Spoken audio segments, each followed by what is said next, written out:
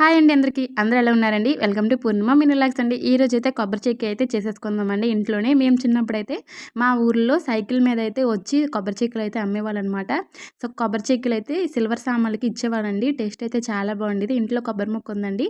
అందుకని నేనైతే కొబ్బరి చెక్కి చేసుకుందాం అనుకున్నాను. కొబ్బరి ముక్కలైతే తీగల్లా కట్ చేసుకున్నానండి. కట్ చేసేసుకొని కళాయిలోనైతే ఒక స్పూన్ అయితే నెయ్యి వేసుకొని కొబ్బరి ముక్కలైతే ఫస్ట్ వేపేసాననమాట. వేపేసాక అదే కొబ్బరి ముక్కల్లోనైతే ఒక కప్ అయితే షుగర్ వేసుకున్నాను. కప్ షుగర్‌కి హాఫ్ కప్ వాటర్ అయితే వేసుకున్నానండి. వేసేసుకొని తీగపాకం వచ్చే వరకు మనం కలుపుకోవాలి. ఫస్ట్ నేను కప్‌లో వాటర్ వేసుకొని పాకం అయితే చూసుకుంటున్నానండి. ఫస్ట్ అయితే తీగపాకం రాలేదు. ఆ తర్వాత సారి అయితే తీగపాకం అయితే వచ్చిందండి. ఇలాగ తీగపాకం వచ్చే వరకు కలుపుకోవాలనమాట. అదే ప్లేట్‌లోనైతే కొంచెం నెయ్యి అయితే రాసుకోవాలండి. నెయ్యి రాసుకున్నాక నాకు అప్పుడు గుర్తుకొచ్చింది నేనేంటో అందులో యాలకుల పొడి వేయలేదని చెప్పి మళ్ళీ నేను గ్యాస్ మీద పెట్టి దానిలోనైతే ఒక స్పూన్ యాలకుల పొడి అయితే వేసుకొని కలిపేసుకున్నానండి. అప్పుడు ప్లేట్‌లోనికైతే తయారైపోయింది. ఇదైతే కొబ్బరి చెక్కిదైతే వేసేసుకుంటున్నాననమాట. వేసేసుకొని మొత్తం సర్దుకోవాలండి ఇలాగా.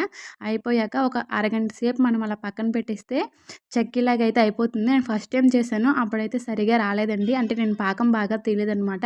అప్పుడు ఫ్లాప్ అయిపోయింది.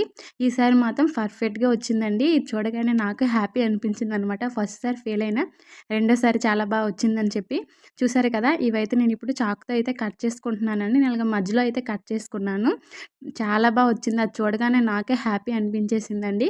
టేస్ట్ కూడా చాలా బావుంది. నెయ్యి టేస్ట్ కూడా నాకైతే బా తెలుస్తుందండి నెయ్యి వేయడం వల్ల. ఇదైతే ఇలా చేసుకుంటే పిల్లలకు కూడా చాలా ఇష్టంగా తింటారండి. ఇది మనం కొబ్బరి పొడితో గూడా చేసుకోవచ్చనమాట. ఇలా కొబ్బరి చెక్కీలు గూడా చేసుకోవచ్చు. నా వీడియో నచ్చుంటే ప్లీజ్